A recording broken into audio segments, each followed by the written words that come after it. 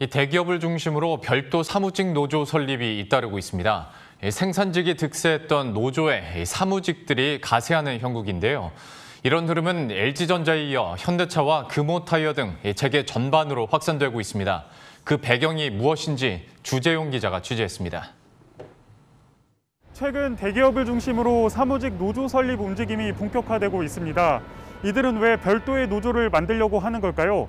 제가 대기업 사무직 재직자를 만나 직접 얘기를 들어봤습니다. 수도권의 한 대형 제조업체에서 3년째 재직 중인 김모 씨는 최근 회사 내에서 상대적 박탈감을 느낄 일이 발생했다고 합니다. 무슨 일인지 한번 만나서 직접 얘기를 들어보겠습니다. 안녕하세요. 네, 안녕하세요. 최근에 회사 내에서 좀 박탈감 느끼실 만한 일이 있었다고 하는데 좀 설명해 주시겠어요? 아무래도 또 사무직들은 또 단순한 그런 사무직 업무들을 하다 보니까 그런 것에서 되게 소외되기가 쉬워요. 저희가 뭐 뉴스에 보도되는 것만큼 이렇게 뭐 성과급이 많이 받지 못하는 곳도 있고 연봉 인상이 되지 않는 곳들도 있고, 그런데 이제 그런 것들이 그렇게 같이 보도가 나가고 사람들이 또 그렇게 인식을 하게 되니까 굉장히 이제 상대적으로 박탈감을 많이 느끼게 되는 거죠. 이들은 생산직 노조 중심의 임금 협상과 단체 협약 교섭 등이 사무직군의 권익을 제대로 반영하지 못하고 있다는 불만이 있습니다. 최근 이뤄진 금호타이어의 사무직 노조 설립도 이 같은 배경에서 촉발됐습니다. 지난해 금호타이어 노사는 교섭을 통해 품질 경쟁력 향상을 위한 경력금 100만 원을 지급하기로 했습니다. 하지만 경력금 100만 원이 생산직에게만 지급되면서 사무직 노조 설립에 기폭제로 작용했습니다. 현대차의 사무직 노조 설립 움직임도 노사의 임금 교섭 과정에서 생산직 위주로 진행된 점이 주요 원인으로 작용했습니다.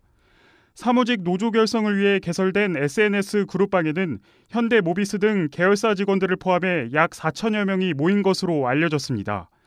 여기에 더해 공정성과 투명성의 가치를 높게 여기는 이른바 MZ세대들이 본격적으로 사회에 진출한 점도 사무직 노조 설립 열풍을 이끌었다는 분석입니다.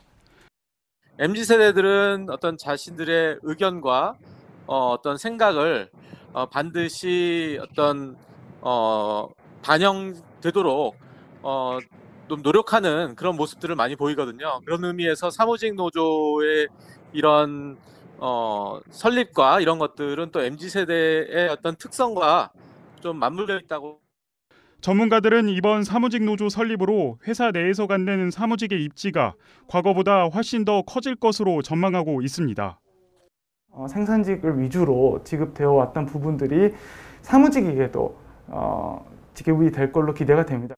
다소 이제 도외시된 부분이 있었는데 생산직과 마찬가지로 사무직도 일정 부분 경영 성과에 대한 분배를 요구할 수 있을 걸로 보이고요.